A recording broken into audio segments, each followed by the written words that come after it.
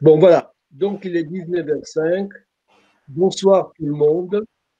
Je suis content que vous soyez venus à ce premier café philo de l'année 2021, donc pendant ce confinement. J'aurais préféré évidemment qu'on soit tous réunis ensemble et qu'on puisse manger comme d'habitude au Mayan. Donc, cette année, le café philo va avoir lieu tous les troisièmes jeudis du mois, comme d'habitude, en commençant à 19h pour une durée d'environ 2 heures avec des intervenants différents.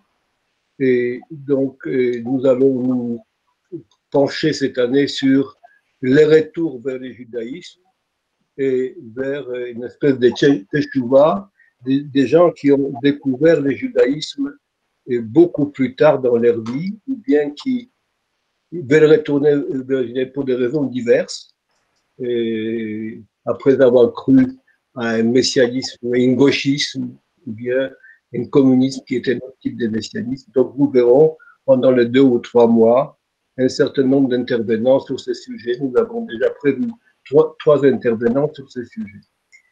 Donc voilà, sans plus attendre, je passe la parole à Izzy qui va vous parler de Béni Lévy et du judaïsme. À toi. Merci d'abord Vladimir. Et l'institution qui met en place ce genre de système de communication. Et je ne savais pas que j'inaugurais un cycle, donc je vais le faire de bon cœur. Lorsque je commence donc, lorsque j'ai été sollicité par Arte en 2002 pour faire un film sur Béni Lévy et la gauche prolétarienne, j'ai bien entendu dit oui, mais j'ai immédiatement appelé Béni Lévy pour savoir s'il était d'accord, puisqu'il était le personnage central du sujet. Et de manière un peu surprenante, parce qu'il avait refusé d'autres projets, enfin passons, il m'a dit qu'il était d'accord. Et moi, j'avais un titre en tête, et ce titre va être le fil de mon exposé.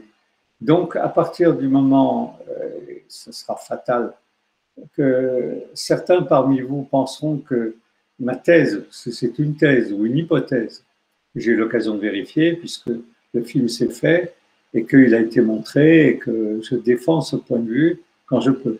Cette thèse, elle est résumée par le titre que je voulais donner à ce film, La loi du retour. J'en ai été dissuadé uniquement pour des raisons techniques, à savoir que la loi du retour, c'est la femme de Béni Lévy, Léo, qui m'a dit on pense plutôt à une histoire de venue en Israël qu'à un problème métaphysique, et donc je l'ai appelé autrement, Béni Lévy ou la révolution impossible. Mais le fil, c'est celui-là. Donc quelques mots d'abord pour Béni, sur Béni, pardon, même si beaucoup d'entre vous savent qui il est.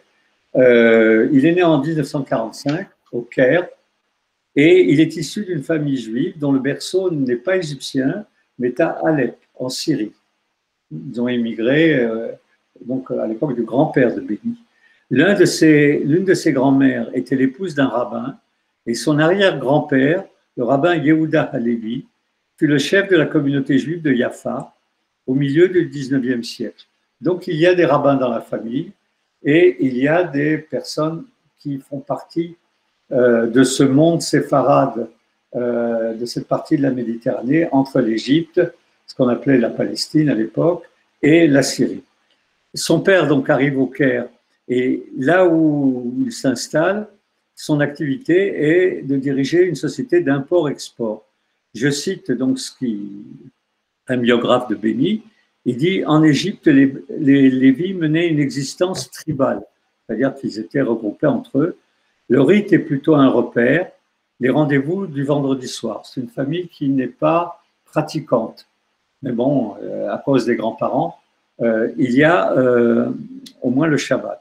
La famille se divise dans une branche religieuse et sioniste, sa mère notamment, et une partie de la famille est déjà en Israël. Et une autre, la branche qui domine, participe de la subversion communiste. Je cite Béni ici. Et de son horizon messianique. le communisme, là aussi c'est une citation de Béni, le communisme, ce mot qui résonnait alors avec les senteurs du Jardin d'Éden. C'est-à-dire qu'on parlait communisme à la maison. Le père était modérément communiste, il était commerçant et il avait plus de problèmes pour faire vivre la famille qu'autre chose. Mais le grand frère, dont vous connaissez l'existence au moins sous le nom de, Mahmoud Hussein, donc c'est un des deux Mahmoud Hussein, Adel Rifat, non seulement a fini par se convertir à l'islam, mais c'est lui qui était membre du parti communiste clandestin égyptien. Et à ce titre, il a été mis en prison pendant un certain nombre d'années, où il a rencontré une militante arabe avec laquelle il s'est marié et pour laquelle il s'est converti à l'islam. Ensuite, il est rentré en France et Mahmoud Hussein sont les deux intellectuels sous un seul nom qui écrivent d'un point de vue marxiste, il faut le dire, sur l'islam. Et son frère aîné a en effet rejoint le Parti communiste, je viens de vous le dire, suivant l'exemple de leur grand-père, qui en avait été un des fondateurs, celui d'un groupe rival, et animé donc ce groupe rival par Henri Curiel, si ce nom vous dit quelque chose, des communistes donc égyptiens. Clandestin, on parle du frère ici de Adel Rifat. Il demeurera en Égypte après le départ de la famille, qui embarque après l'affaire de Suez en mars 1957, qui embarque et donc qui quitte l'Égypte, pas en une demi-journée, mais en abandonnant tous ses biens et en abandonnant la nationalité égyptienne, ce qui était un problème évidemment où qu'ils allaient, puisqu'ils étaient, et Béni en particulier, étaient devenus apatrides. Et donc Mahmoud Hussein, lui, fera de la prison et Béni part d'Égypte en 1957 en bateau. On va tout de suite, puisque notre sujet c'est la loi du retour, mon sujet en tout cas, est le judaïsme de Béni Lévy, on passe tout de suite à mai 68. En mai 68, il y a des points qui commencent à dessiner un chemin qui va être celui que va emprunter Béni par la suite. Béni va être un des dirigeants, mais surtout un membre, ils n'étaient pas très nombreux, d'une organisation qui s'appelle la Cause du Peuple, ou Servir le Peuple, mais dont le journal est la Cause du Peuple. Quand on entend la Cause du Peuple, on pense évidemment aux Chinois, au groupement pro-chinois, mais il y avait d'autres groupements pro-chinois, et surtout, Béni ne rejoint pas les trotskistes. Il faut dire que les trotskistes étaient pour l'essentiel ashkénazes, mais ce n'est pas la seule raison. La question du peuple lui paraît essentielle. Et à ce titre, le groupe qu'ils vont créer avec au départ une trentaine de personnes, jusqu'à un moment être plus d'un millier avant leur dissolution, mènera une stratégie révolutionnaire au service du peuple. Alors ça veut dire quoi? C'est-à-dire que tout le monde a droit de bénéficier du processus révolutionnaire.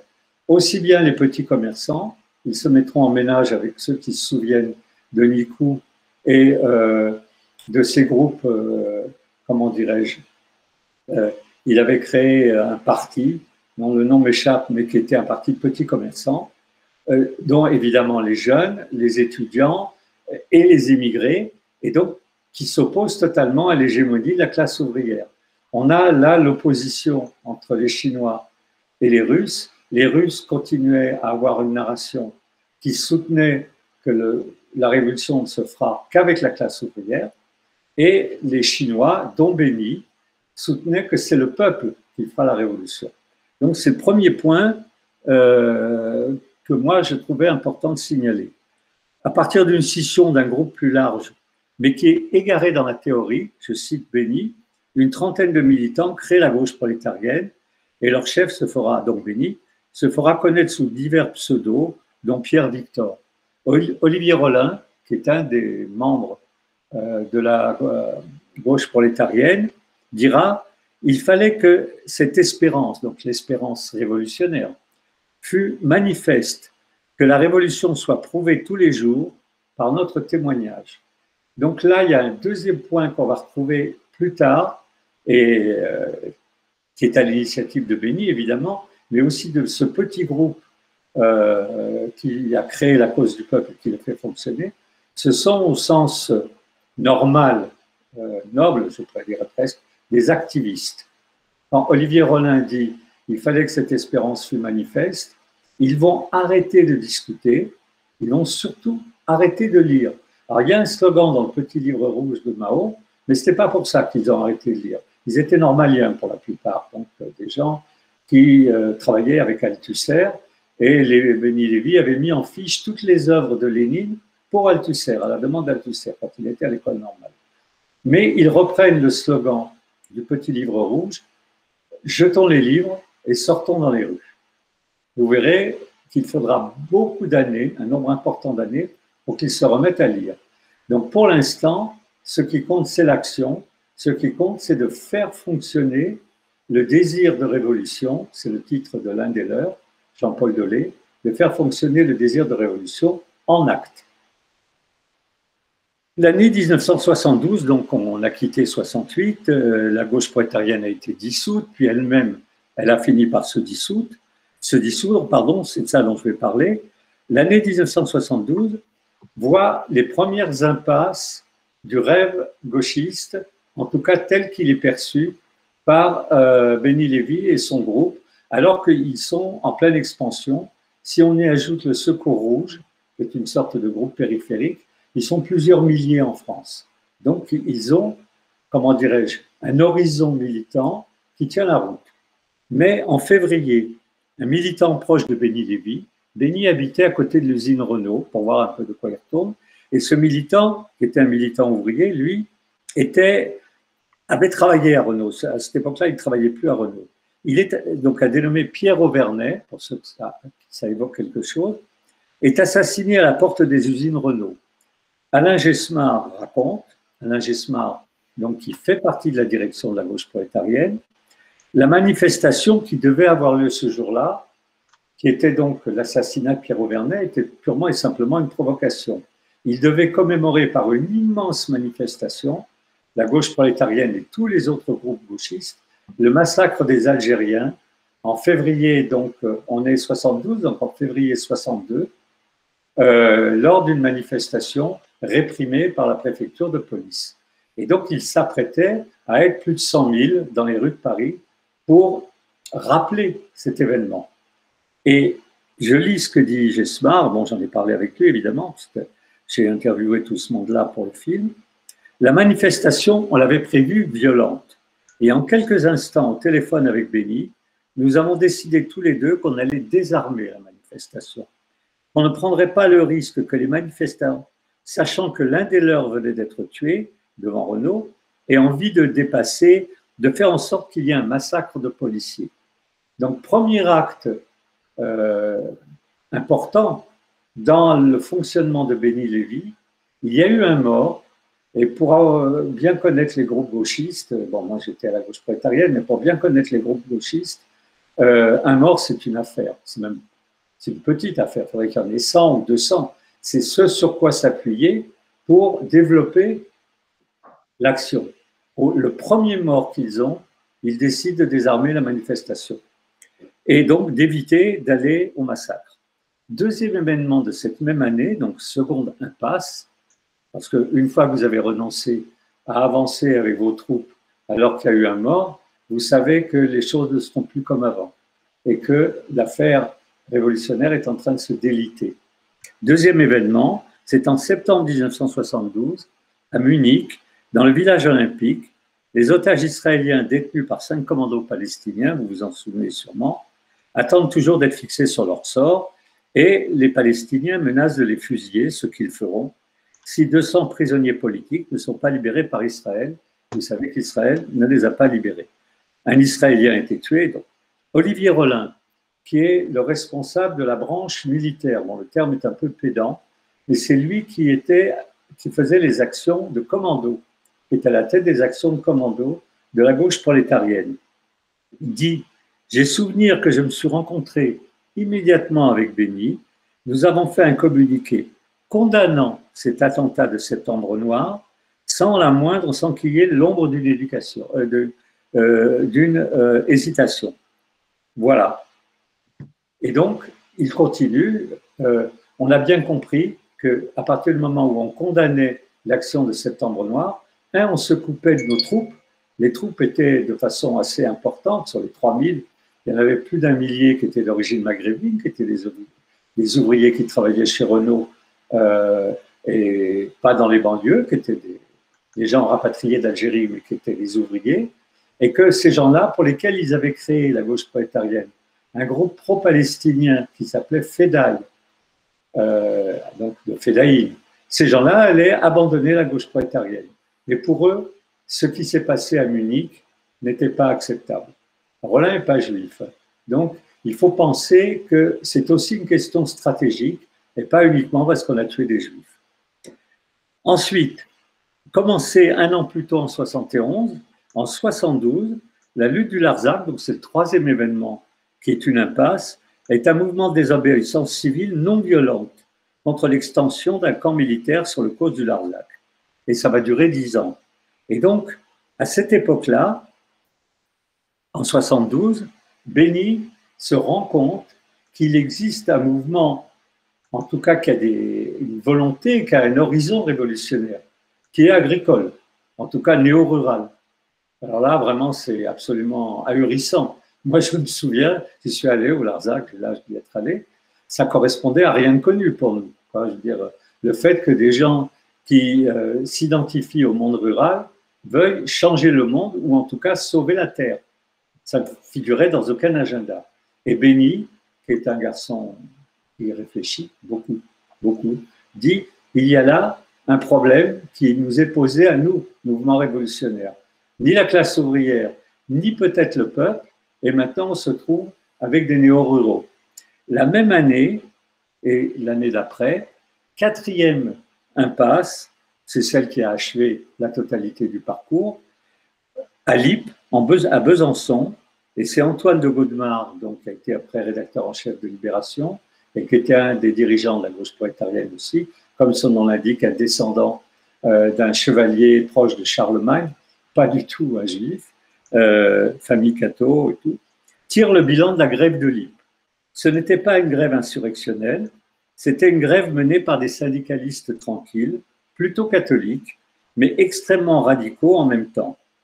Béni, qui est là-bas, qui est à Besançon, qui a loué un petit studio pour regarder ce qui se passe, dit « ces gens n'ont pas besoin d'une avant-garde. Ils se débrouillent sans nous. » C'est-à-dire qu'on leur sert à rien du tout. Et donc, il prend la décision de dissoudre la gauche prolétarienne.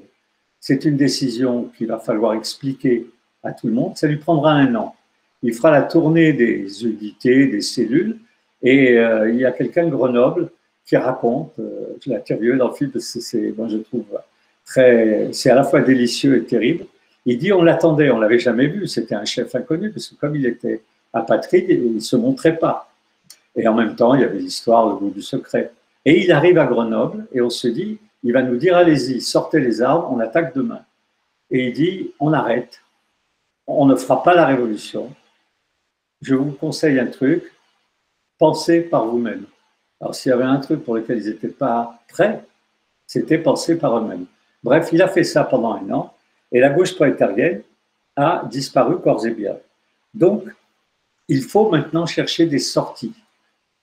Parmi les fausses sorties, il y a la création du journal Libération, dictature des faits, hégémonie des événements, politique du chien crevé au fil de l'eau.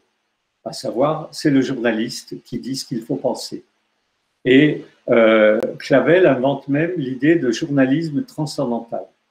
C'est parti de la bande des Maoïs. Journalisme transcendantal, j'espère que vous ne passerez pas du temps pour essayer de savoir ce que ça veut dire. Ça veut dire que les faits indiquent la voie. Si c'était vrai, on le saurait.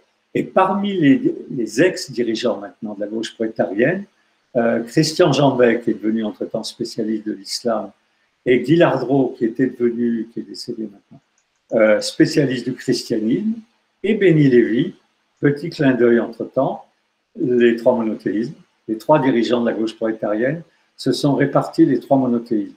C'est un truc qui m'a tout de suite frappé, parce que moi, c'est mon espace de boulot, c'est là-dessus que je travaille, c'est là-dessus que j'écris, que je fais des films. Ils sont tous les 3 à dire on ne s'en tirera pas sans une transcendance. Il est hors de question de se laisser tirer par les faits. Mais le journal Libération, dont Sartre est le directeur, roule. C'est un torchon, il était imprimé en verre, il disait n'importe quoi, mais il existait. Et donc, je vous cite Lardreau, ce que nous avions en commun, c'était de penser que la chute du marxisme, ça n'était pas la fin d'une doctrine politique comme une autre, mais la doctrine qui, pour l'époque moderne, avait porté la graine espérance. Que donc, avec la fin du marxisme, il y allait tout simplement de la fin de la vision politique du monde. Et il continue, nous n'étions pas de gauche. Ce que nous voulions, c'était briser l'histoire du monde, pour parler avec Nietzsche. Donc, quelque chose d'une expérience spirituelle, au sens où je me suis efforcé, dans un certain nombre de livres magnifiques, dont L'Ange, quand même, de distinguer spirituel de spiritualiste, évidemment, qui n'est pas du tout la même chose. Par exemple, et ça c'est le premier point, n'ayant jamais été de gauche, nous n'étions pas devenus de non-gauche. D'où cette rencontre, aussi différente radicalement entre nous tous, avec la spiritualité. Et donc, dans la quête qui est à l'œuvre, ils vont tomber sur cette question. Qu'est-ce qui fait qu'il y a du messianisme? Qu'est-ce qui fait qu'il y a de la spiritualité? Cette critique en règle de la vision politique du monde, on va la trouver dans un des ouvrages de Béni Lévy, qui s'appelle Le meurtre du pasteur, qui est un des livres qu'il est venu présenter à la télévision, et où il dit il n'y a pas de collectivité sans transcendance. Et qu'est-ce que la transcendance? C'est un ensemble d'obligations dans la longue durée, fixées une fois pour toutes. Si ceci n'existe pas, il n'y a pas de collectivité. Donc, c'est une attaque frontale contre les Lumières et une attaque frontale contre l'esprit à la fois individualiste et contre le sujet, contre la démocratie élective et toutes ces choses-là. Alors, en 1973, puisque la gauche prolétarienne est dissoute, il devient, Alain Gessmar le présente à Jean-Paul Sartre, et Jean-Paul Sartre a eu un accident cérébral, il n'y voit plus pratiquement, il est aveugle. Et donc il a besoin d'un secrétaire.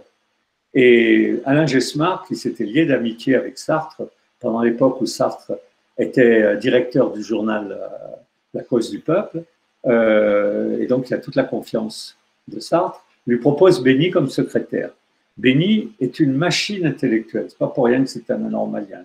Il connaissait toute l'œuvre de Sartre quasiment par cœur, et donc ça devient un secrétaire hors pair, hors norme.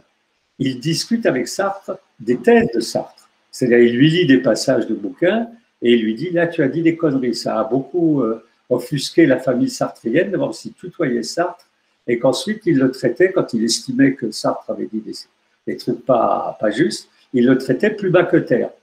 Et Sartre était content qu'on le bouscule, qu'il puisse enfin trouver quelqu'un avec qui débattre. Et ils envisagent d'écrire un livre à deux qui s'appellera Pouvoir et Liberté, qui n'a pas été publié parce que l'héritière de Sartre, Arlette Elkaïm, ne publie pas la partie qui appartient à Sartre. Et il a été publié seulement sont les notes de Béni qui ont été publiées. Mais il va passer 7 ans c'est beaucoup, avec Jean-Paul Sartre. Sartre part sur quelque chose et qui n'est pas d'ambiguïté, c'est pour ça que je le signale. L'objectif de Sartre, c'est de rénover la gauche. Il veut sauver la gauche, qu'il estime complètement dévoyée. Béni commence à se désintéresser totalement de l'avenir de la gauche. Et donc, il y a une sorte d'ambiguïté qui va les nourrir tous les deux, chacun pensant à quelque chose que l'autre admet pour la discussion, mais ne retient pas. Et pendant ces 7 années, il est arrivé, alors ça c'est Béni qui le raconte, j'en suis moins sûr. Donc il faut savoir que Béni, je connaissais très bien, on se voyait souvent, et je n'avais pas les relations que Sartre avait avec lui, il ne faut pas non plus exagérer, mais souvent je lui disais, tu racontes n'importe quoi, c'est de la pure propagande. Mais en tout état de cause, il dit, il travaille, et donc après 2 années d'études sur la Révolution française, pour pouvoir écrire ce livre qui s'appelle Pouvoir et Liberté, et surtout la Révolution anglaise, on est passé, donc la Révolution anglaise utilisait un langage biblique, ils se sont rendus compte de ça, et on est allé regarder du côté de la Bible. Mais la Bible, ça voulait dire christianisme. On a donc étudié les hérésies chrétiennes. En fait, c'est à ce moment, en 78, que Béni, sous l'impulsion de la fille adoptive de Jean-Paul Sartre, Arlette Elkaïm, qui s'est mise à l'hébreu et qui va étudier avec Shmuel Trigano. Et donc Béni la rejoint et elle écrit, elle a fait un boulot absolument inouï, elle a traduit les Agadotes du Talmud de Babylone en partant à peu près de 0, 3-4 ans avant. Bon, le bouquin existait en anglais, mais enfin quand même, elle a fait un travail absolument inouï. Et Béni commence à s'intéresser au judaïsme encore à cette époque-là, c'est-à-dire Sartre vivant. Et pour pouvoir, moi c'est ma thèse, pour pouvoir maquiller d'une certaine façon son intérêt pour le judaïsme, pas le fait qu'il est juif, ils vont utiliser Lévinas. Lévinas servira pendant des années, y compris après avec Finkielkraut et Bernard-Henri Lévy, de passerelle qui font que des gens qui sont des juifs religieux, des gens qui ne sont pas des juifs religieux, des gens qui n'ont aucune culture juive, mais bien que juifs, mais des gens qui ont une culture juive, et puis au bout du compte des gens qui ne sont pas juifs, puissent parler de la même chose, c'est-à-dire commenter Lévinas. Donc Béni Lévy commente Lévinas. Je n'épiloguerai pas là-dessus, parce que je ne voudrais pas vous tenir trop longtemps, mais Béni, assez vite, considère que Lévinas est dans le faux, pour parler, j'essaie d'être précis. Il est un philosophe et, comment dirais-je, la philosophie, je le dis en passant, quand j'ai découvert ça, ça m'a fait quelque chose. Tous les philosophes juifs ont écrit dans des langues non juives. Philon a écrit en grec, Maïmonide a écrit en arabe, Hermann Cohen a écrit en allemand et Lévinas a écrit en français. Et ça suffit pour alerter Béni sur le fait que là, c'est une voie sans issue. Mais qu'a fait Lévinas? Il a donné une légitimité aux études juives. C'est-à-dire les gens qui ne pouvaient pas se jeter à 30 ans, 40 ans, 50 ans directement dans les études juives sont allés dans des cercles d'études lévinassiens. Alors, il fait la même chose et grâce à Lévinas, ou en partie à cause de Lévinas, il commence à rentrer dans le matériau juif. Et que dire d'autre là-dessus? À ce moment-là, il anime aussi un cercle d'anciens militants qui s'appelle le cercle socratique. Et il rencontre, à l'occasion de ces différents cercles qu'il fréquente, c'est-à-dire Shmuel Trigano et les cercles socratiques, le kabbaliste Jean Zaklad, Charles Mopsik, et c'est là que rentre en scène aussi Claude Birman, qui étaient les personnes qui étudiaient avec ces gens-là. Pour ce qui me concerne, j'y allais aussi, mais comment dirais-je, la discussion avec celui qui pilotait l'ensemble de l'affaire, c'est-à-dire Jean Zaklad, me paraissait, comment dirais-je, trop intellectuel. Zaklad était quelqu'un d'une culture inouïe, mais ce qui m'intéressait en lui, c'était son attrait pour la Kabbale et pas le fait qu'il pouvait servir de passerelle à des gens comme Béni ou ceux qui suivaient ses cours. Il n'en reste pas moins que la dette envers Zaklad n'est pas clairement exposée, et moi, je considère que je lui dois presque tout. Et je lisais Zaklad, et encore aujourd'hui, c'est un auteur assez difficile à lire, et je l'utilise aussi parfois pour mes cours. Événement supplémentaire, en 1975, Jean-Paul Sartre écrit à Valéry Giscard d'Estaing, bon, s'ils peuvent faire des choses pareilles, pour demander la nationalité française pour Béni Lévy. Béni Lévy va être français, mais la lettre de Sartre n'est dévoilée qu'à la mort de Sartre, d'un commun accord avec Valéry Giscard d'Estaing. Ça va beaucoup changer. Béni peut sortir, c'est-à-dire tant qu'il était apatride, il était à la merci d'une expulsion. 1978, 1979, 1980, c'est le moment où l'affaire bascule. Il y a tout d'abord, 78, le voyage à Jérusalem. En 1978, Béni Lévy et Jean-Paul Sartre viennent à Jérusalem, avec Arlette Elkaïm aussi.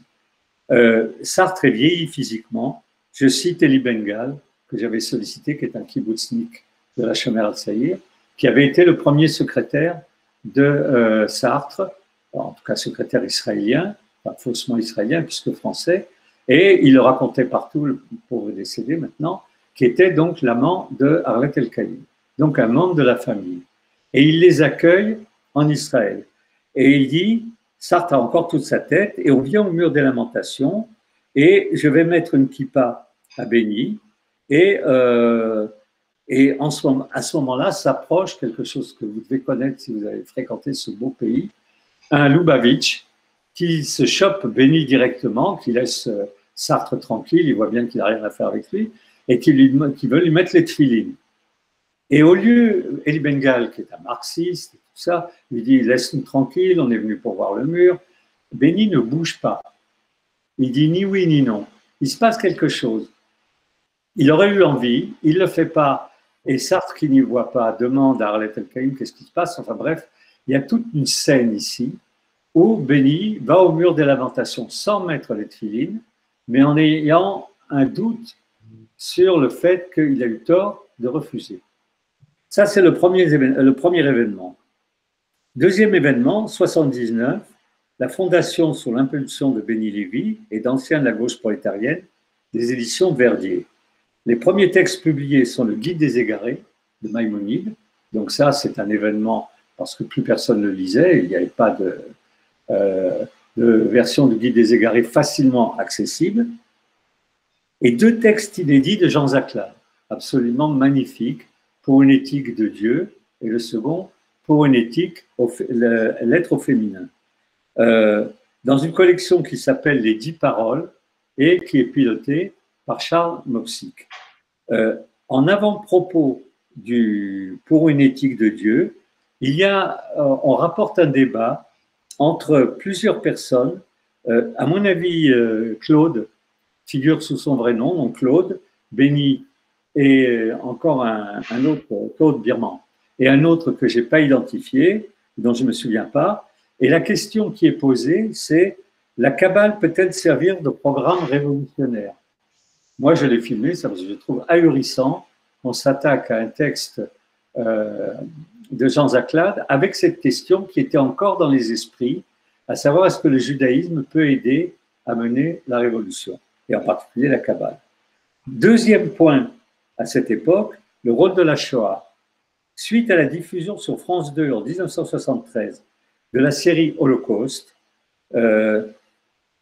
Béni et surtout sa femme, Léo, dont le nom est Aharonovitch, dont les parents ont été déportés, et en particulier qui était dans le ventre de sa mère quand sa mère a été raflée pendant la rafle du Veldiv.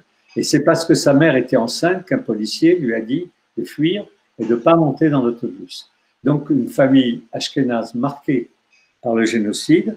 Béni va faire une introduction à un livre qui s'appelle Célébration dans la tourmente, la résistance spirituelle dans les ghettos et les camps de concentration, des textes pour l'essentiel de Rabat. Et Finkielkraut dit, pareil, je l'ai interviewé là-dessus, il dit on sait ce que c'est qu'un peuple qui pleure ses enfants. Mais là, ce sont des enfants qui pleurent un peuple. Et c'est une phrase de Katznelson, le poète yiddish Katznelson. Et l'antisémitisme hitlérien est radical, et Finkielkraut cite Lévinas. Lévinas, dans un livre qu'il avait un peu trappé, qui s'appelle L'être juif, il parle de l'irrémissibilité de l'être juif. C'est-à-dire que quand on est juif, c'est un peu comme le sparadrap du capitaine Haddock, on ne peut pas se dépêtrer de ça. C'est irrémissible. Mais un renversement s'opère, et c'est ce renversement dans lequel s'engouffre Béni. On passe de la malédiction à l'exultation. C'est-à-dire on abandonne le côté purement pathologique de la Shoah pour se lancer dans un travail d'exultation. Et tout à coup, le juif se retrouve juif, et c'est une révélation pour Béni. Toute cette appartenance donc juive ne relève pas d'une généalogie familiale ou collective. Cette appartenance est porteuse de beaucoup plus. Elle est porteuse d'un texte. Et à partir de là, Béni va travailler les textes, va étudier avec toutes sortes de gens les versets, de telle façon qu'il offre une matière au fait qu'il est en train de changer de peuple. Donc ça, c'est ma thèse. Béni cherchait un peuple, le peuple français, et il fallait le voir entrer dans un bistrot et commencer des discussions métaphysiques avec un buveur de Pernod habillé en Marcel qui se demandait ce qu'on lui veut, tout que Béni n'était pas très doué pour ce genre de truc, parce qu'il ne buvait pas, enfin bref. Et il va finir par changer de peuple, c'est-à-dire passer au peuple juif. Et en changeant de peuple, il va changer de texte. Et il va passer à la partie des textes qui convient à ce changement de peuple. Et c'est dans ce sens que je le vois. Alors, Bernard-Henri Lévy me l'a contesté. Il m'a dit, Béni est un intellectuel. Il a d'abord changé de texte, puis changé de peuple. Moi, j'ai dit, non, cette histoire ne tient pas la route, mais enfin, peu importe, je vous donne l'argumentaire. Et il me fait un commentaire, Bernard-Henri Lévy. Il dit, en parlant de Sartre, Sartre parle du peuple juif dans le dernier livre qu'ils ont fait ensemble, Béni et Sartre, qui s'appelle L'Espoir maintenant. Sartre parle du peuple juif comme d'un peuple métaphysique. Écho, on ne peut pas ne pas y songer, au mot de Heidegger sur le peuple allemand, peuple métaphysique.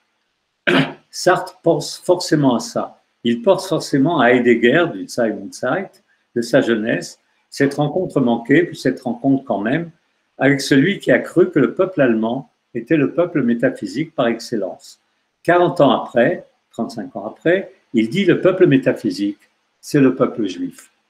Comme changement de peuple, ça se pose là. Donc on avance. Entre-temps, à la demande de Sartre, Pierre-Victor a repris son nom, on l'appelait Pierre-Victor puisque c'était son nom de militant, et il s'appelle dorénavant Béni Lévy, qui est son vrai nom. Il renvoie tous les Pierre-Victor à ce qu'il appelle le non-je, c'est-à-dire ce qu'il était avant de changer, et il dit que c'est pas moi, et aborde la pensée du retour. Il passe des juifs imaginaires aux juifs réels, je le cite. En 80, on organise comme chaque année, plusieurs fois par an, des grands rassemblements d'anciens gauchistes, dont une partie sont juifs, et qui, Sartre est mort en avril. Et là, on est en été. Et ça a lieu chez moi à Gaillac. Enfin bon, peu importe, c'est moi qui l'ai organisé. Et Béni demande publiquement à manger cachère. C'est-à-dire que c'est la première fois qu'il apparaît comme demandant que ceux qui accompagnent son avancée dans la pensée soient des actes. Donc, je renvoie à ce que j'ai dit au début. C'est un homme de l'orthopraxie, et c'est aussi un reproche qu'il faisait à Lévinas. On n'est pas juif si on ne pratique pas le judaïsme. Et la pratique fait partie de l'étude. Et donc, la nourriture cachère, et pas que, fait partie, et il est avec un fils, il commence à avoir des enfants, c'est à ses limites, hein, sa femme et lui ne sont plus tout jeunes, et ils vont avoir 4 nouveaux enfants, dont un enfant mongolien, évidemment, vu l'âge à laquelle sa femme a eu ses enfants. Et il vient, je le cite, à la religion de nos pères. Il va partir à Strasbourg pendant 7 ans, dans 2 lieux d'études, des yeshivot. Et de ces yeshivot à Strasbourg, à un moment, il pense qu'il en a fait le tour et il va s'installer à Jérusalem, sans prendre la nationalité israélienne et sans dire qu'il est, sans faire son alien, il reste français. Et il dit, je suis un étranger résident, c'est-à-dire il cite un psaume de David, Ger Toshav. Il apprend donc cette fois-ci l'hébreu, et où allait-il? Il allait réparer ses années perdues, je le cite, il dit, j'ai commencé trop tard, et il est trop tard pour que je devienne un jeune enfant qui a étudié toute sa vie dans une yeshiva. Évidemment, à 35 ans, il ne peut pas être un jeune enfant qui a étudié toute sa vie dans une yeshiva. Et il commence à enseigner dans des cercles francophones, et il continue en parallèle l'enseignement de Platon, l'Alcibiade, principalement des questions de pouvoir, à l'université de Paris 7. Et voilà mes 2 phrases de fin, en tout cas à ce stade. Il a bouclé ce qu'il disait. On lui disait, vous êtes passé de Mao à Moïse. Il disait, non, je suis passé de Moïse à Mao et de Mao à Moïse. C'est-à-dire la loi du retour. J'ai fait un tour complet et je lui ai donné du contenu. Et une phrase que j'aime beaucoup, qu'il a pris à Lévinas. La question est d'ordre universel, la réponse est juive. Et Béni avait noté dans un livre où il faisait un point sur ce qu'il opposait à Jean-Paul Sartre et à la modernité, la venue au monde avec un passé recèle en elle-même la promesse. Donc cette promesse faite par un passé qui rend toute révolution inutile. Il n'est plus question de bouger, il n'est plus question d'avancer, il n'est plus question de progressisme. Il dit « J'ai enfin atteint l'immobilité que permet le fait d'être juif ». Et c'était mon rêve. Et moi qui est allé le voir plusieurs fois, très nombreuses fois à Jérusalem, entre autres, parce qu'on était liés, mais aussi quand j'ai commencé à préparer le film, malheureusement il est décédé entre-temps, il est clair qu'il avait une vie totalement immobile, d'un homme de yeshiva, réglé, et donc on avait du mal à reconnaître l'activiste révolutionnaire. Voilà, je voulais rester dans les 3/4 d'heure, je reste là. Merci beaucoup, Izzy, pour cet excellent exposé dont j'ignorais à peu près tout. Donc, je n'ai pas œuvré en vain. Je voudrais te dire, Vladimir, un truc. Le film que j'ai fait sur Béni, pour Arte, tu l'as vu ou tu dormais? Oui. Mais parce qu'il est passé à Mayan. Voilà. Donc, merci beaucoup pour cet exposé. Et donc, j'ai vu que des passages de Moïse à Mao et le tour complet qu'il a fait, et que le judaïsme, comme disait, je vais citer mon maître à penser, qui était quand même Lévinas, quand j'étais à l'école, donc il a quand même porté le monde sur sa nuque raide quelque part. Donc c'est ce que je voulais dire avant d'entamer le sujet. Donc pour lui, c'était, après être révolutionnaire, retourner au judaïsme, c'était quelque chose de très important, si j'ai bien compris. Je ne vais pas monopoliser la parole. C'était essentiellement pour pouvoir, enfin, il voulait être à Jérusalem, parce que la pierre de Jérusalem, il a fait un papier de 1 page complète dans Libération, qui était son journal, donc il ne pouvait rien lui refuser, en disant le titre, c'était « Seule la pierre de Jérusalem m'apaise ». Vous pouvez imaginer Serge Julie, toute la bande, mais bon, ils étaient terrorisés par Béni, ça avait été leur chef. Donc, ça devait être très incompréhensible pour tous ces gens. Je voudrais ouvrir le débat. Est-ce que quelqu'un a une question relative à Béni Lévi ou au judaïsme? Et il peut lever la main ou ouvrir le micro et poser la question le plus librement possible.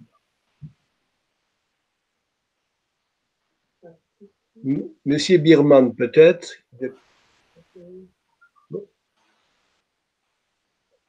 Ou peut-être Monsieur Ehrlich. Donc, vous êtes, comme dirait Lévinas, puisque vous n'avez pas de question, c'est que Izzy vous a convaincu. C'est quoi Lévinas dit un peu pareil. Alors, allez-y, allez-y. J'aurais une question, s'il vous plaît. Oui. J'aimerais savoir, seule la pierre de Jérusalem m'apaise. Est-ce que c'est Lévinas qui a écrit cela? Béni, c'est Béni. Il il cherche un titre parce que Béni Lévi était quelqu'un d'autorité, pour ne pas dire autoritaire. Et donc, l'article qu'il a publié dans l'IB, qui était une page entière, la dernière page, la 4e de couverture, comme on dit, il en a fait le titre. Il n'a pas laissé les journalistes locaux le soin de faire le titre. Donc, seule la pierre de Jérusalem m'apaise, c'est le titre qu'il voulait donner et qu'il a donné. Et alors, petite info en attendant que quelqu'un souhaite poser des questions, j'ai commencé à préparer le film avec Béni Lévi. On a eu des échanges d'emails et évidemment, sur ce que je viens de dire, Béni était un chef. Donc, j'étais étonné qu'il accepte que ce soit moi qui le fasse, mais bon, je crois qu'il avait confiance en moi, mais surtout, il avait décidé de faire ce qu'il voulait. Il ne voyait absolument pas pourquoi moi je ferais le film sur Béni. Et moi, je pensais qu'il avait raison. On ne fait pas un film sur quelqu'un de vivant en imposant son point de vue. Donc, on discutait par email. Et puis, il est décédé. Une crise cardiaque, pratiquement 4 mois après que la décision ait été prise. Ça m'a pris 1 an à discuter avec Léo, sa veuve, à discuter avec Arte, qui avait commandé un film, mais le film allait être différent, en tout cas fait par quelqu'un d'autre. Et au bout du compte, au bout d'1 an, j'ai décidé de faire le film parce que je trouvais qu'il fallait laisser un témoignage et que je ne me voyais pas écrire un livre. Les livres ont été écrits, très bien pour beaucoup. Les témoignages, il y en a énormément. C'était quelqu'un qui a énormément impressionné. Bernard-Henri Lévy a titré un article « Béni Lévy, le roi de l'époque », pour vous dire s'il a impressionné du monde. Mais voilà, j'ai pensé que ce film qui ne m'a pris que 2 ans et demi et 1 heure et demie raconte ce que… bon, il y a une partie plus importante que ce que je vous ai dit sur la partie militante, la gauche prolétarienne, mais il raconte ça.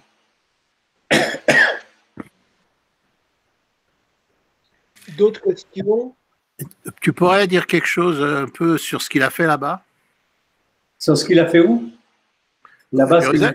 Ah, Jérusalem. Oui, je crois qu'il est arrêté quand il arrive à Jérusalem. À Jérusalem, il s'est mis dans des cercles d'études. Il s'est rallié à un rabbin qui s'appelle Shapira, Moshe Shapira. Et alors, puisque maintenant on est hors conférence, dans les anecdotes, j'étais comme tous les juifs ashkénazes, j'ai très peu de cousins, j'ai pratiquement pas de famille. Mais j'ai un cousin ultra orthodoxe dans ce quartier, à Beit Vegan. Et un jour, je lui dis, mais c'est lui qui m'en parle, il me dit, mais il y a quelqu'un, un Français, qui a l'air d'être quelqu'un de remarquable et tout ça. Est-ce que tu le connais? J'ai dit, oui, Béni Lévy, je le connais, d'ailleurs, je vais le voir. Ne crois pas que je suis venu pour te voir, vraiment, lui. Et je lui dis, est-ce que tu connais le Rav Shapira? Il me dit, mais c'est mon rabbin. Je dis, comment ça, c'est ton rabbin?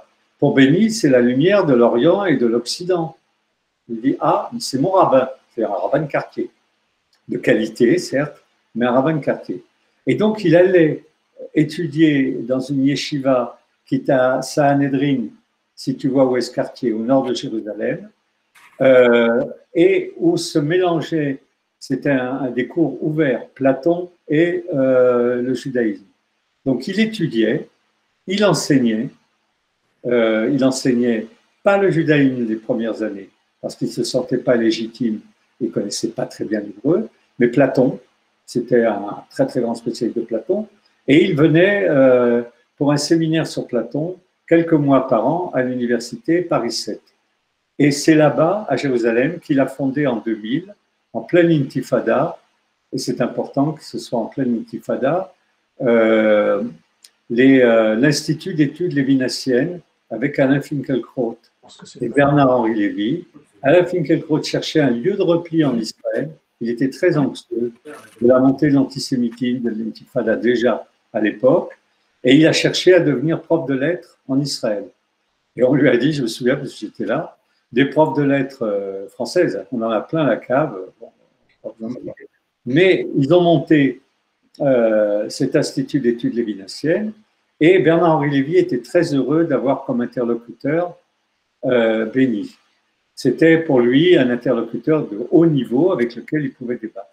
Et donc, je ne me souviens plus quel mois, pour répondre à Birman et à vous tous peut-être, l'Institut d'études lévinassiennes, c'est-à-dire un lieu d'échange autour de la pensée de Lévinas, mais surtout autour de la pensée de 3 juifs, un mondain comme Bernard-Henri Lévy, un intellectuel littéraire comme Finkielkraut, anxieux et tout fourbu, et un juif qui commençait à devenir un juif total et absolu sur le plan religieux, ont dialogué pendant quelques années là-bas, et ils ont créé les cahiers d'études lévinassiennes.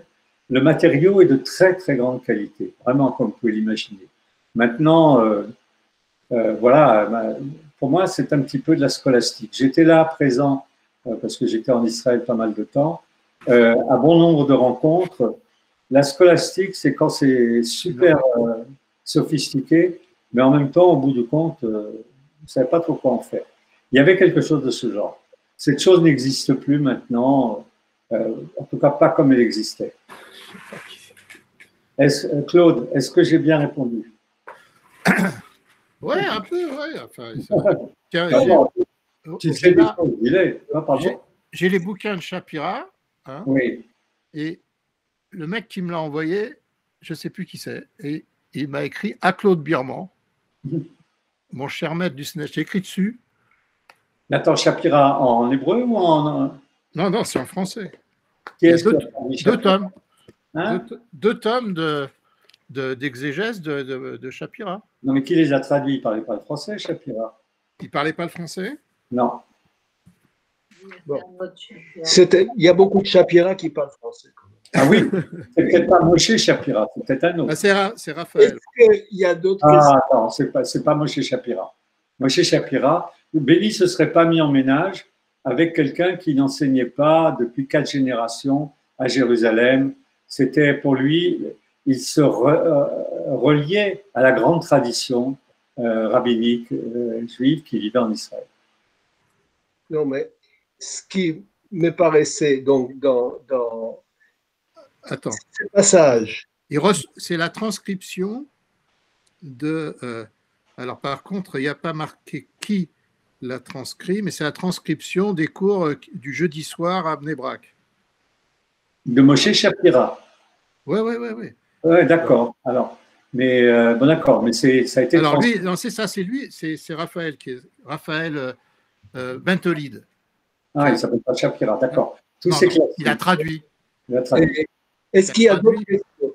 Shapira. Voilà. Pour ne pas monopoliser, parce qu'en fait, le chemin de Béni Lévi est quand même surprenant, dépassant de la gauche vers le culte quasiment rabbinique. C'est tout de même un chemin extrêmement intéressant et pour quelqu'un de profane comme moi, un tout petit peu incompréhensible. Est-ce qu'il y a d'autres questions à ce sujet? Ah bon, moi je croyais que c'était très cohérent. Bon, d'accord. Qu'est-ce que tu trouves incompréhensible? Est-ce que, étant vécu aussi comme d'autres personnes dans un monde communiste dans ma jeunesse, et en Pologne ou ailleurs, donc on a cru à une espèce de fin de l'histoire et l'égalité vue de la gauche, et tout d'un coup, il devient comme les juifs du shtetl et il va étudier toute la journée dans une yeshiva. Donc, si vous voulez, pour quelqu'un comme moi, ça me paraît, bien sûr, j'ai fait le même chemin quelque part, mais ça paraît quand même un tout petit peu bizarre. Voilà. Très bien. Ouais. Non, mais tu as une réaction de trotskiste. Oui, j'allais le dire. Parce que c'est pour ça que j'ai insisté. Les Mao étaient plus fluides. C'est un parcours dans un groupe qui s'appelle Servir le peuple, la cause du peuple.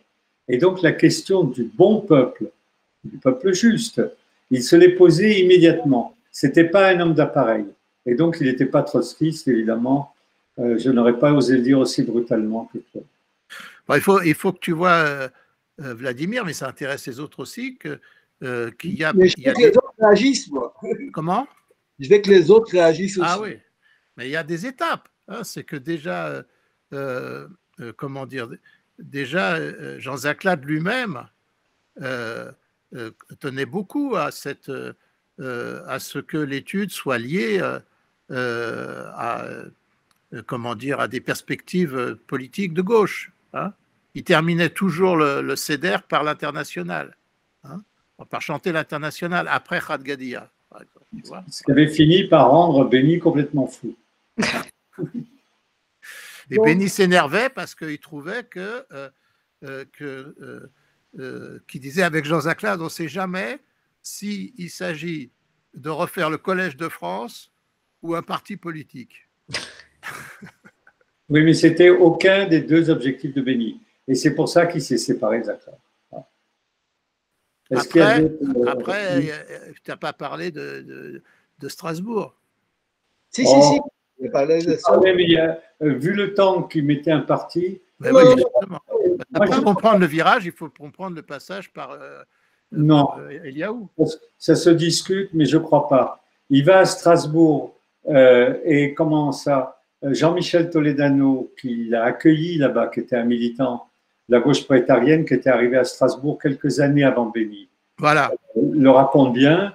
En fait, il rejoint à Bitbol, c'est-à-dire un rabbin, pour étudier. Et donc, il ne se porte rien d'autre que le fait qu'il étudie.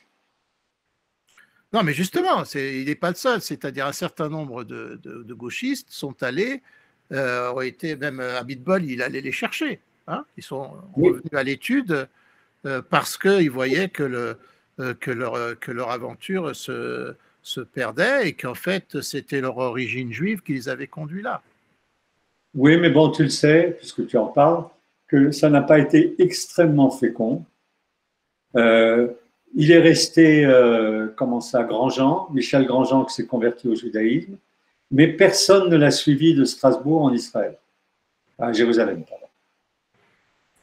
C'est quelqu'un qui a fait son... Parce qu'à Strasbourg, ils aiment pas, ils sont restés méfiants à l'égard d'Israël aussi. C'est un autre problème. Bon, est-ce qu'il y a d'autres remarques ou questions? Tu peux pas dire quelque chose? J'ai un jeune là j'ai la génération d'après, moi j'ai un jeune de Strasbourg qui est là, hein, qui regarde avec moi et qui est passé par tout ça. J'aimerais savoir où on peut voir le film dont vous avez parlé. Uniquement chez moi, enfin pas chez moi, mais en me le demandant, parce qu'il contient énormément d'archives sur 1h40, il fait 1h40. Il y a bien plus d'1 heure d'archives. Et donc, parce que je voulais que les témoignages soient au moins visuellement attestés, en tout cas que les événements. Et puis, j'avais une idée là-dessus. Benny réagissait à ce qui avait lieu. Donc, il fallait que je montre ce qui avait lieu. Tout ça fait que Arte n'a pas voulu payer pour libérer les archives, c'est-à-dire pour que ça existe sous forme de DVD. Donc, il existe. Si vous m'envoyez un mail, et vous êtes un petit peu patient, mais je vous ferai une copie et je vous l'enverrai par la poste. Et cette copie coûte entre 20 et 30 centimes, donc je vous en ferai cadeau. Pareil pour ceux qui me demandent, je le fais, j'envoie le film, parce que vu le travail que j'ai investi dedans, et le nombre de gens qui témoignent, plus de 18 personnes témoignent, et chacun au moment qui le concerne, c'est-à-dire les gauchistes à la période gauchiste, Michel Lebris au moment de Sartre et à l'époque où ça s'articule avec Jean-Paul Sartre, et puis évidemment Benny Lévy et Finkielkraut et celui avec Jossaël, avec lequel il étudiait à Strasbourg, dans la dernière partie. Donc le film, je ne dois pas vous le vendre puisque vous m'avez demandé, mais j'en suis assez content. Mais tu pourrais refaire une projection. Attendez, peut-être une projection publique. Oui. Ben, j'ai déjà fait une projection. Oui. Quelqu'un demande ton mail. Bon, tu peux le donner ou il faut que je le donne? Oui, tu donnes parce que je ne connais pas par cœur. Pardon, Evelyne, je ne note pas votre mail. Notez le mien. Je crois que vous l'avez. Donc, non, marqué sur le mail. Bon, moi, j'ai. Je peux écrire mon mail. Alors, moi, j'ai une question encore. Ah, où je peux écrire mon mail? Ici, dans le chat. Il y a ici un carré là. Il y a un tableau sur lequel on peut écrire. Hein. Voilà. Présenter maintenant? Non, oui, il y a un petit tableau avec. Ça doit être en haut, à droite. En haut, à droite. À côté de l'heure. Il y a une heure et un peu à gauche, il y a une sorte de rectangle. Bon, donc moi maintenant j'ai une question aussi. Pourquoi? Marc Ehrlich. Voilà, donc Marc Ehrlich est aussi le film. J'envoie à tout le monde. Oui, c'est mieux. Tout le monde, voilà. Non, mais tu m'envoies et moi j'enverrai à Marc Ehrlich. Le film a beaucoup circulé et je suis conscient que c'est un film, pour ceux que ça intéresse, ceux qui s'intéressent à cette question, qui a de la valeur parce que c'est un film complet. Il commence en Égypte et il se termine avec la mort de Benny. Et les témoins sont les témoins à chaque moment. Le seul témoin qu'elle a tout le temps, c'est son frère Tony, qui lui, et pour cause, était là au début, au milieu et à la fin. J'ai une question, bon, parce que quand même, il est revenu de gauchisme et puis après, il est passé à la cache-route. Quelles étaient… Une façon de résumer les choses qui fait qu'on a l'impression qu'il a fait n'importe quoi. C'était un gars qui réfléchissait énormément. Je ne dis pas le contraire. C'est ma question. Comment peut-on, les passages qu'il a eus, même en passant par Lévinas, etc., comment ces retours me paraît un chemin gigantesque des retours sur le plan philosophique. Et c'est ça qui m'a intéressé dans ton exposé, et dont je verrai aussi les films, mais disons que ces passages qu'il a eus, c'est tout de même pas trivial, si tu veux, parce qu'en fait, non, tu l'as déjà dit ça, mais je pense que c'est pas parce que tu vois pas de quoi il est question que l'affaire est pas simple. Elle est pas trop compliquée. Par exemple, l'abandon de la philosophie. L'abandon de la philosophie. Il cite dans ses différents bouquins, je l'ai pris, une des citations, Lévinas qui dit « Ce que la philosophie peut faire de mieux, c'est de disparaître ». Donc, il arrive à un moment où Lévinas changera d'avis. Je te vois vraiment très étonné. C'est dans un de ses livres, je te donnerai les sources, mais tu dois l'avoir. On le trouve en allant sur Wikipédia. Le mieux que puisse faire la philosophie, c'est de disparaître. Il a abandonné les Lumières, il a abandonné le tout politique, c'est-à-dire, on peut dire avec la démocratie, tout ça, et il a abandonné la philosophie. Le fait qu'il continue à enseigner Platon est quelque chose de particulier parce qu'il y a dans Platon une dimension métaphysique et le texte en particulier de Platon sur l'Alcibiade, que j'ai traité dans mon film, qui traite de la question du pouvoir. Donc, il est passé, il le dit dans un débat avec Wilkenroth, sur l'autre rive. Il dit Ivri. Ivri, en hébreu, c'est celui qui est passé de l'autre côté. Il est passé sur l'autre rive. Et il essaye de faire en sorte qu'il ne soit pas le seul à passer sur l'autre rive. Ils ne sont pas seuls. En Israël, il y a des gens qui sont passés, qu'on appelle des Chosrei Tchouva, et il y a des gauchistes. D'anciens gauchistes. Quand j'ai rencontré des gens en Israël pour faire le film, et en même temps, après, pour le vendre à la télévision israélienne, leur donner, parce que je ne les voyais pas me l'acheter, ils m'ont dit, ça ne nous intéresse pas du tout. Donc ça, les Israéliens, c'est quelque chose. Mais par contre, si tu as un film sur Danny le Rouge, ça oui. Alors Danny le Rouge, moi je trouvais qu'il n'y avait pas matière à faire un film sur lui. Et donc je ne l'ai pas fait. C'est un gars adorable et bon, bref. Mais il n'y a pas cette tension qui mérite qu'on s'y arrête, comme chez Béni. Donc il n'est pas le seul à avoir fait ce parcours. Il est le seul à l'avoir fait radicalement. Mais c'était un être radical. Il ne supportait pas l'idée qu'on fasse les choses à moitié, parce que si elles étaient faites à moitié, elles ne valaient rien.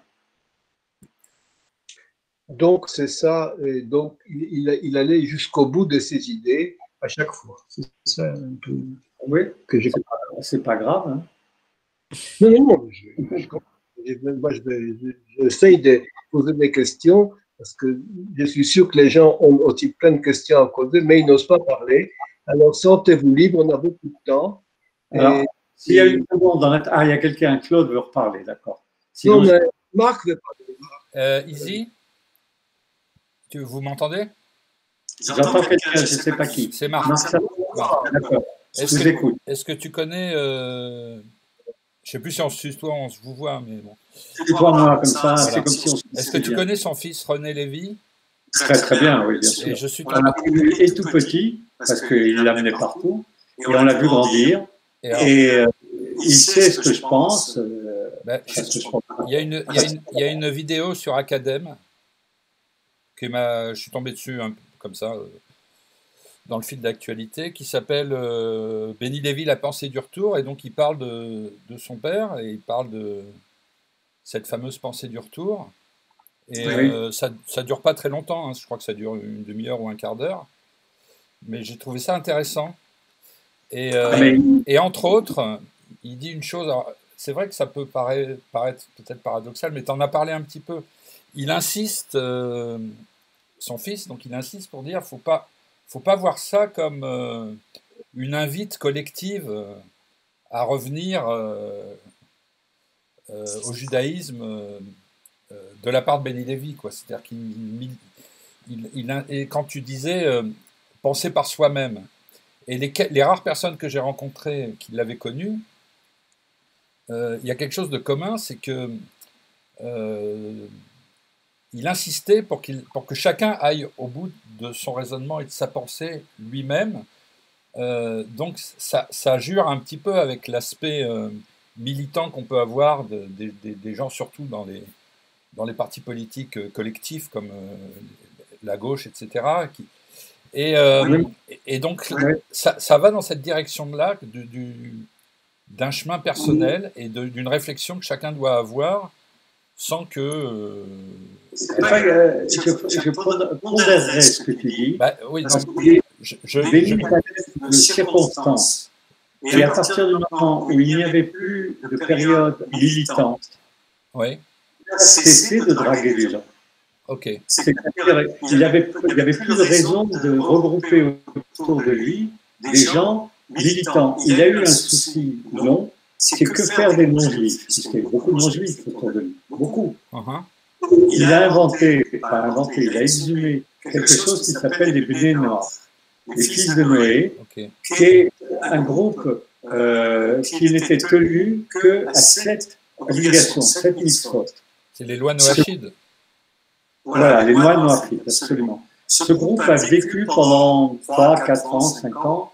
Moi, je l'ai vu péricliter parce qu'il n'avait pas de raison de durer. Un s'est converti, judaïsme, et les autres ont disparu. Parce que cet endroit entre les juifs et les non-juifs, entre les pratiquants et les non-pratiquants, entre les 7 mitzvot et les 613, bon, c'est une fiction littéraire, non mais il avait ce souci de ne pas abandonner totalement les gens. Le cercle socratique, c'était un cercle avec encore les militants, mais à partir du moment où il est parti en Israël, il n'avait plus aucune raison de militer. Il étudiait. Il a dit le rôle d'un juif religieux, c'est d'étudier, pas de draguer. Ouais. Ok. Bon, enfin, allez voir cette vidéo du fils de Benny Lévy, parce que d'abord, j'ai trouvé que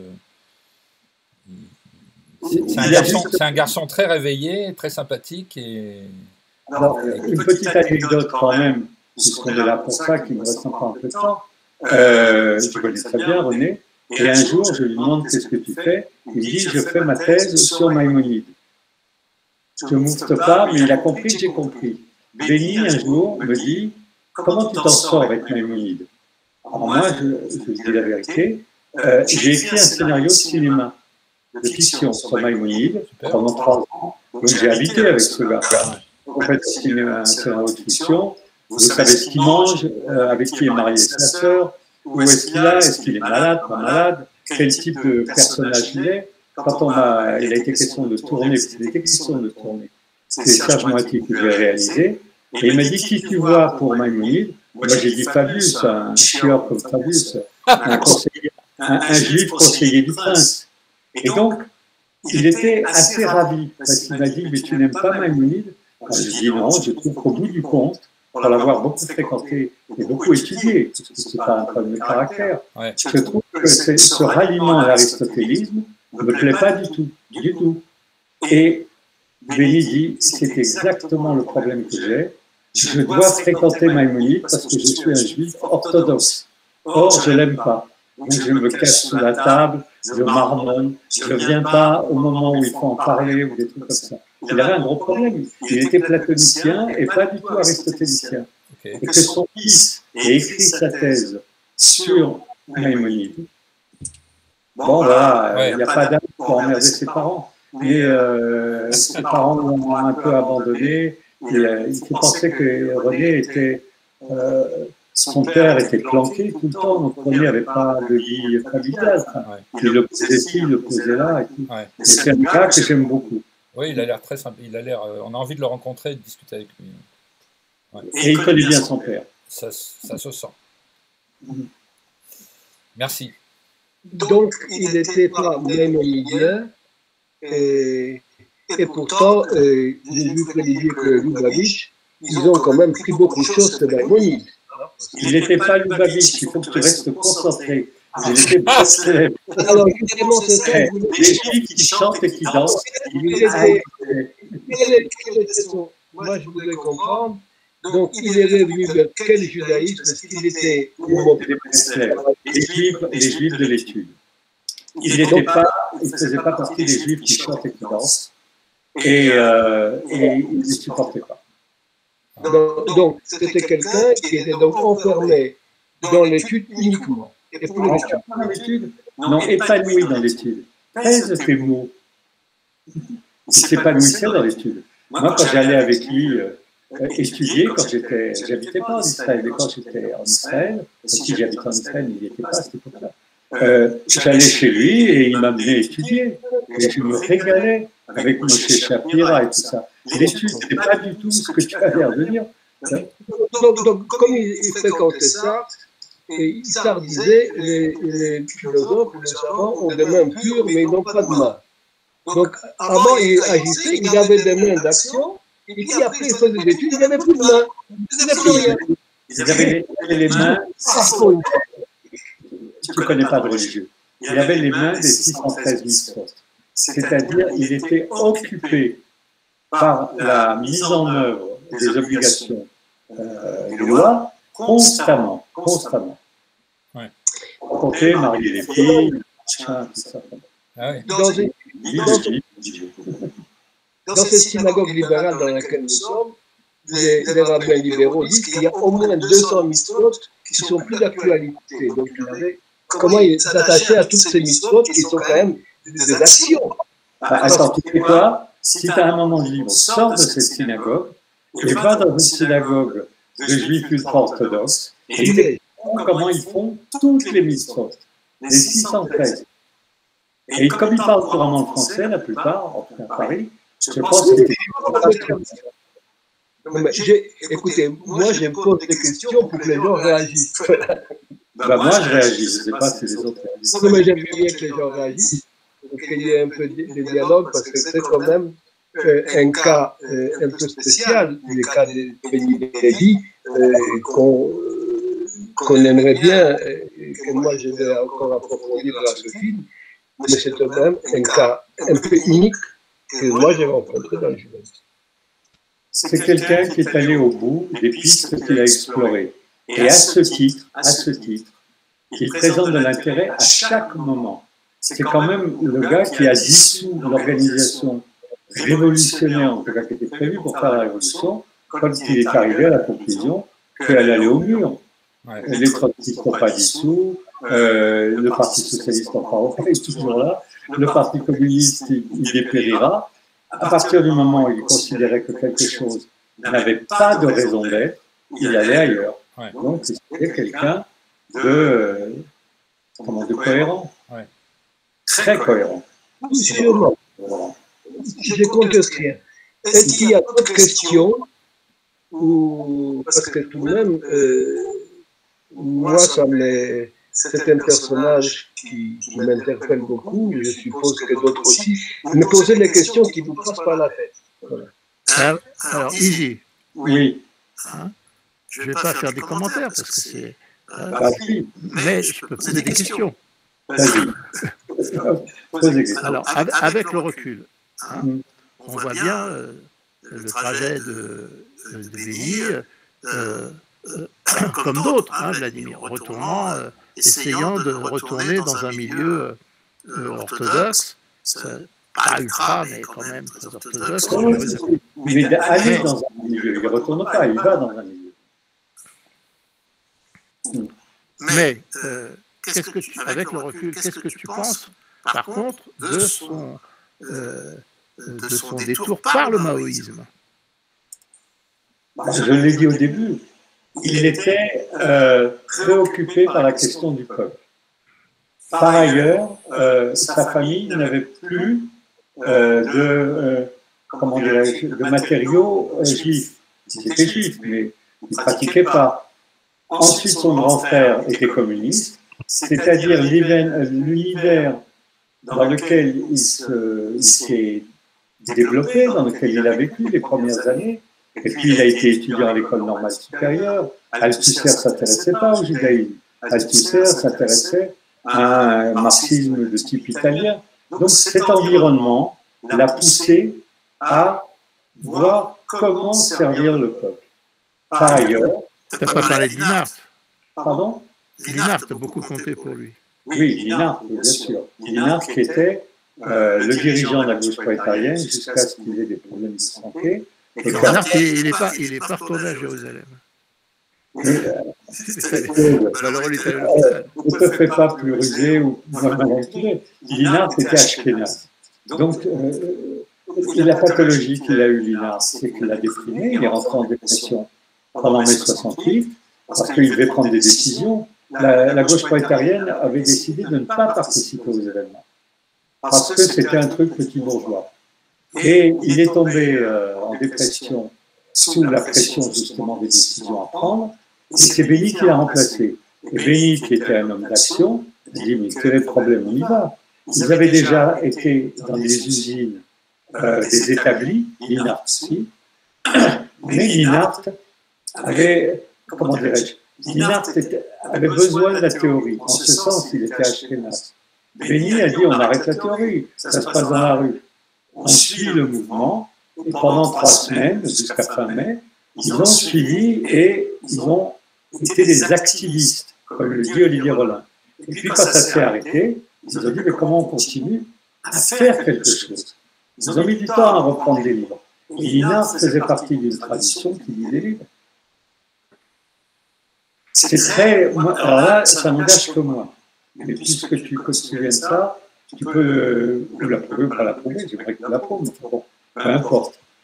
Quand on est lecteur de livres et que la réalité se refuse à vous, moi je trouve que c'est une source de dépression énorme. Vous avez fait des années d'études, vous êtes un philosophe de qualité, Linhart était un être pensant, de qualité, et la réalité fait exactement autre chose que ce que vous avez prévu. Il a plongé.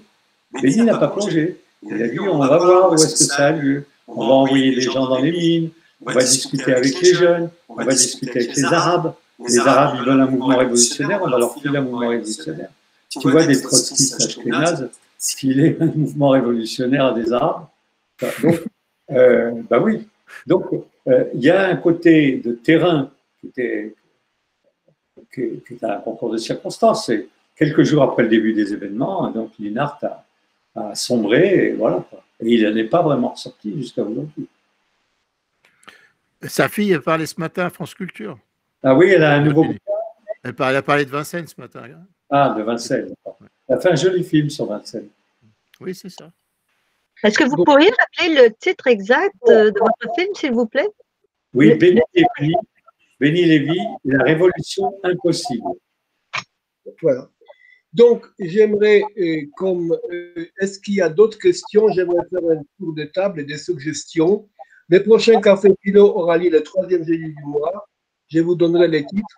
Mais par contre, je pense qu'il y a encore, que les gens ne restent pas frustrés. Vous avez des questions qui vous passent par la tête. On a encore du temps. Et c'est quand même, voilà, un sujet qui peut intéresser encore les gens. Voilà.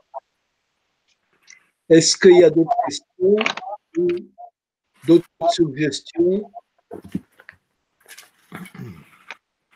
Sinon, je voudrais que Claude Birman et moi, on monopolise la parole. Qu'est-ce que tu veux? Non, je disais qu'il ne va pas monopoliser la parole. Est-ce qu'il y a d'autres? Je ne veux pas que les gens restent frustrés. Oui, il faut que les gens s'expriment. Bon. Moi, j'ai plus de batterie. Bon. Oui, moi je pense que j'ai dit ce que je voulais dire. Maintenant, les questions, elles ne peuvent que se porter sur des volets ou des détails. Je suis prêt à le raconter. Mais s'il n'y a pas de demande, il n'y a pas de demande. Donc, si vous voulez, est-ce que moi, ça m'a toujours un peu étonné. Et bon, je raconte un peu ma vie là aussi. J'ai passé ma bar mitzvah à 60 ans dans une synagogue orthodoxe et Lubavitch, hein, après avoir passé. Bon, et vraiment, je ne me vois pas du tout m'enfermer dans une étude, mais c'est moi que ça. Voilà. Alors, quand même, je le répète, Béni a dit, le judaïsme, c'est l'étude. rien d'autre. L'étude, l'étude, l'étude, l'étude. Il a répété 4 fois dans la même phrase. Et donc, quand on lui demandait qu'est-ce qu'il faisait à Jérusalem, il étudiait. Dans ce sens, il est un juif, comment dirais-je, qui fait partie du judaïsme, puisque le judaïsme, c'est le judaïsme de l'étude, en particulier les judaïsmes comment ça, du nord de l'Europe. Dans mon film, à un moment, Finkielkraut dit quelque chose que j'ai gardé, parce que bon, je les ai beaucoup interviewés, mais je n'ai pas tout gardé, parce que ce n'était pas possible. Et il dit, Béni voulait être comme Lévinas, ce petit juif de Lituanie qui était un intellectuel blanc, il ne dit pas blanc, mais un intellectuel occidental qui était non seulement un maître de l'étude, mais un maître de la philo. Et Lévinas pensait que l'étude était une des valeurs suprêmes du judaïsme, une des manières de fonctionner comme juif. Et pas seulement lui, mais celui dont j'ai perdu le nom maintenant, qui était le contemporain du Gaon de Vilna, et qui était un des auteurs, Claude, Oui. le contemporain du Gaon de Vilna qui a écrit Nefesh Chaim. Nefesh Chaim. Oui, bon, il y a Chaim de Vologine, oui. Chaim de Vologine. Et qui sont des gens qui sont admirables. Chaim de Vologine a été traduit en français. C'est absolument magnifique. Magnifique. Mais il y a une chose à dire dont je peux témoigner, c'est que Béni était comme tu le disais là, un caractère, un homme d'action aussi, mais il avait ce truc quand même, il avait une capacité de lecture vraiment impressionnante. Et moi, à l'époque, ça m'impressionnait. Par exemple, si on lui donnait un truc à lire, même parfois des mecs qui lui passaient, je me souviens une fois dans le train, il avait un manuscrit, un truc complètement nul, et quand il lisait, il ne sautait pas un mot. Il était capable de lire n'importe quoi. De même qu'il nous avait expliqué qu'il avait lu, lui, il avait lu les 46 volumes de l'édition des œuvres qu'il avait d'ailleurs chez lui, qu'il avait gardé. Il les avait lus, les 46 volumes de l'édition complète des œuvres de Lénine en français, l'édition de Moscou. Et il était spécialiste du 8e tome du Capital sur la rente foncière. Mais il l'avait annoté. À Normal Sup, c'était lui qui enseignait le tome 8 du Capital. Donc il avait, je ne sais pas si c'est le goût de l'étude, mais il avait aussi cette capacité de la lecture. Je l'ai vu lire des bottins d'Ernst Bloch, des trucs qui faisaient 500 pages et tout. Il lisait tout ça. Tu vois, il avait une espèce d'obstination dans l'action, mais aussi c'est ça qui fait qu'il allait au bout de ses démarches et qu'il se laissait arrêter par rien. Tu as raison. Planté. Oui. Non, bien sûr. Mais au bout, quand il est arrivé à Jérusalem, progressivement, il a arrêté de lire Ernst Bloch et tous ces gens-là. Oui, mais parce qu'il s'est mis à faire du Talmud. Il s'est mis à l'étude du judaïsme. Et toi, tu dois savoir, et peut-être que certains le savent, que l'étude du judaïsme, plusieurs vies ne suffisent pas. Et c'est ce qu'a dit. Il a dit, ben oui, plusieurs vies ne suffisent pas pour lire le Talmud, pour lire les différents textes de la tradition. Et donc, il se sentait oppressé par le fait qu'il n'y arriverait pas. J'ai une question à poser à d'autres aussi. Est-ce que le fait même de cette lecture perpétuelle des textes juifs, de l'étude, est-ce que ça fait ça que dit le rabbin Herschel? C'est grâce à ça qu'ils nous sommes bâtisseurs du temps. Est-ce que c'est ça qui nous maintient? Herschel, non, les Juifs, ils bâtissent l'espace et nous, on bâtit le temps et c'est ça qui fait notre pérennité. Est-ce que c'est dû à ça? Voilà la question. Oui et non. Oui et non, c'est autre chose. Oui, parce que les demandent des rituels, c'est-à-dire des scansions. Et à ce moment-là, on ne sait pas comme quelqu'un qui a trouvé un joli roman et qui commence à le lire. Ça ne se fait pas. Par exemple, tu ne lis pas le traité, enfin pas toi, mais un juif religieux, tu ne lis pas le traité Baba Kama parce que tu l'as trouvé sur une étagère et tu te dis, tiens, c'est super, je vais lire ce truc, c'est vachement intéressant. Tu le lis parce que ça correspond à un moment d'étude où tu fais, comment dirais-je, où tu avances dans l'étude. Donc, ça oui, la scansion, elle est de ce type. Par contre, non, il n'y a pas de, comment dirais-je, l'étude est quelque chose d'extrêmement posé et organisé, et elle n'est pas à l'initiative du lecteur. Et donc, Claude, il a raison de signaler qu'il lisait Ernst Bloch et tous ces trucs-là. Mais quand tu vas dans une yeshiva, ben, ils ne lisent pas ni Ernst Bloch ni rien, ils lisent le livre de la semaine, ou le livre de la journée, ou ce qui est étudié pendant ce qui est étudié. Par exemple, le Daf Yomi, la page quotidienne du Talmud, c'est tous les combien, Claude? 17 ans, 19 ans? C'est-à-dire… Pardon? Ça dure 7 ans. 7 ans. 7 ans seulement, je croyais que c'était 17 ans, tellement ça peut… Donc, ils lisent une page du Talmud par jour, la même, ils feuillettent.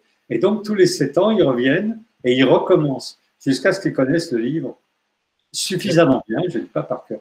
Et donc, non, mais ce que je veux dire, c'est qu'il avait, parce que tu parlais de l'étude, il avait de toute façon ce goût de la lecture, et à un niveau élevé. Bon, il y a des gens comme ça, mais ils ne sont pas si nombreux, tu vois, et ça fait partie de son énergie vitale à lui, tu vois, il lisait. Ouais, mais il est décédé malheureusement avant de pouvoir transmettre ce qu'il avait emmagasiné. Il était submergé par la masse de choses qu'il devait étudier, ce qui est normal, mais il espérait sûrement à un moment pouvoir le transmettre. Mais ça, pour ça, il faut avoir commencé à 3 ans. Et même. Ouais. Et même. Tu as raison. Donc, enfin, alors, je vous signale, puisqu'on en est là, que si vous avez écouté Talmudique, oui. Que Michael Seban, qui a beaucoup assisté Béni, vient de publier sa traduction, enfin ça va sortir là, la traduction du principal livre d'Aboulafia, j'ai entendu ça. C'est dimanche. Comment? C'était dimanche. C'était dimanche. Donc, Valency a rappelé que c'était que Scholem avait lu le manuscrit en 1920 à Munich et avait écrit en 1925 à Bialik qu'il fallait publier ce texte parce que c'était le plus important d'Aboulafia et qu'Aboulafia était le plus important des kabbalistes en 1925. Voilà. Eh bien, ce livre n'a jamais été publié. On en a 23 manuscrits ou 26 manuscrits, je crois. Et là, Valency des éditions de l'Éclat a demandé à Michael Seban, qui avait déjà bien assez à faire puisqu'il veut traduire tout le Zohar, s'il voulait s'en occuper, et il vient d'y passer 5 ans. Oui. Et ça va sortir avec en édition bilingue, oui. Avec édition bilingue avec 1700 notes. Donc pour commencer, le titre c'est comment c'est Ora Sechel. Ora Sechel. La lumière de l'intellect. La lumière de l'intellect. Si vous avez un peu de temps, si vous avez une soirée à perdre, vous pouvez vous procurer ça. Ça va sortir là. Voilà. Ouais. C'est dans la continuité parce que Michael a été proche, bien qu'il était prof de philo en français et champion de surf, il a été proche de Béni longtemps à Jérusalem. Il était kabbaliste et Béni ne supportait pas les kabbalistes. Donc c'est une discussion. Tu peux pas. Et moi, j'ai voulu écouter, et je l'ai écouté, Talmudique, sur Aboulafia. Oui. Et Aboulafia, je connais ce qui existe en français. Je n'ai pas lu. Rien. Il y a que le traité des 7 chapitres. Si, il y a des passages en français, tu les trouves. Et je les trouve puisque je les ai trouvés. Donc, je les ai lus. Mais là, ce livre-là, j'avais lu un passage très court, une citation quelque part. Et Michael Seban, je trouve que dans cette émission, avec Marc-Alain Waknin, ils se sont, pardon de te dire ça, embourbés. Je l'ai écouté, cette émission, et on ne comprenait pas l'importance d'Aboulafia. Et alors, je termine, puisque on est à la fin, et que c'est le moment de dire ces trucs. Aboulafia, c'est la Kabbale métaphysique, spiritualiste, la Kabbale de l'esprit. C'est une Kabbale qui, moi, ne m'intéresse pas du tout. Mais bon, voilà, les gens font ce qu'ils veulent, et Aboulafia, il existe. Je préfère Nachmanide ou même le Zohar, enfin, surtout le Zohar. Et donc, je voulais savoir comment ils allaient se dépêtrer de ça. Et il y avait un côté littéraire, ils ont parlé, tu n'as pas écouté l'émission, mais on peut la réécouter, ils n'ont parlé que de la forme, c'est-à-dire de la grammaire. Ça, c'est Waknin. Pardon? Ça, c'est le style Waknin. Oui, bah oui, parce que ça, les gens peuvent le comprendre. Mais la grammaire, c'est, comment dirais-je, c'est l'évitement du sens. Alors, passer 2 émissions sur des questions grammaticales et pas dire ce qu'il y avait dans le bouquin, ça m'a un peu fatigué. Mais moi, c'est talmudique. Hein, pardon? C'est normal pour toi. Non, moi, je n'écoute pas cette émission. Je l'ai écoutée à cause d'Aboulafia. Et donc, voilà. Est-ce que, une dernière question aussi, est-ce qu'il aimait bien les pilpouls, puisqu'on parle du Talmud, et donc dans le Talmud, tel que mes souvenirs sont bons, que j'ai étudié dans ma jeunesse, il y a quand même la discussion de la vie courante. Hein. Donc, est-ce qu'il était attaché à cette vie courante qui nous est transmise par le Talmud? Il y était attaché. Comme Baba. C'est comme ça qu'on étudie. Il avait même un geste qui m'a posé un problème. Voilà, c'est ça qui m'intéresse. C'est-à-dire, quand tu sors du texte avec le pouce, quelque chose tu comprends. Et moi, je ne voulais pas, au moment où il parle de Platon, dans le cours qu'il donne à Paris 7, non seulement il chante comme quelqu'un qui commente le Talmud, mais en même temps, il fait ça tout le temps. Et il est habillé en tenue de juif religieux. Et je me disais, ça ne va pas coller pour les gens qui écoutent l'Alcibiade.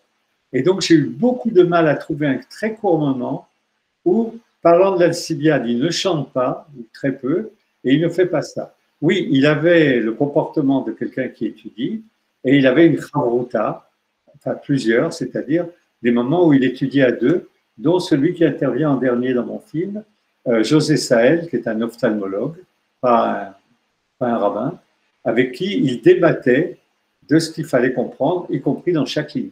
Alors ça, pour le coup, oui, il n'abandonnait pas la moindre ligne du Talmud, parce que le Talmud est censé être signifiant, comme la Bible, partout, tout le temps. Ouais. Voilà. Donc, c'était un retour absolument passionnant. Donc, nous, grâce à Marc Safar, vous aurez les liens de notre petite conversation. Vous pouvez toujours nous joindre et poser d'autres questions. Je répondrai à Easy ou directement à Easy. On verra d'ici quand notre cycle sur le messianisme sera avancé et on verra bien quel type de discussion on peut avoir après cette première réunion. Et pour ceux que ça intéresse, donc tous les 3e jeudis du mois, il y aura un café philo. Donc, je réponds à la question qui m'a été posée. Donc, la prochaine fois, ce sera l'expulsion des Juifs de Pologne en 1968.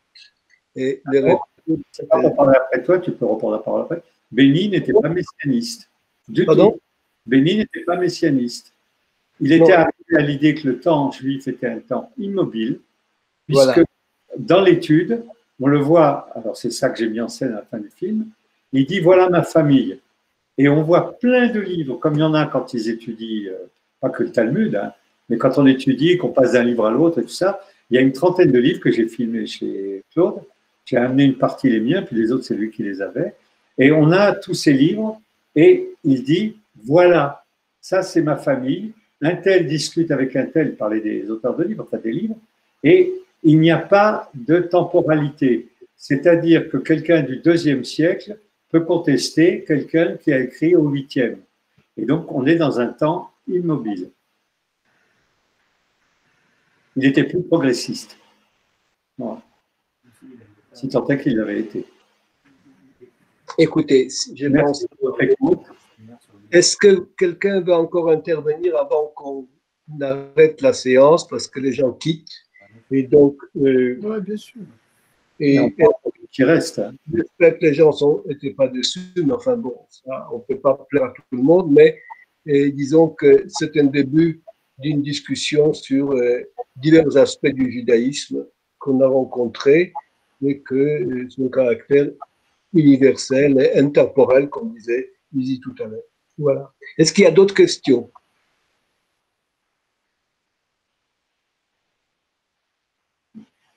Alors, Donc, comme disait Lévinas, quand les gens font comme ça avec l'amour, c'est qu'ils s'ennuient. Tu as des expressions de Lévinas qui sont inédites. Oui, mais j'étais dans son cours en terminale. Voilà. Voilà. Donc, merci beaucoup. Et puis, il parle de Lévinas.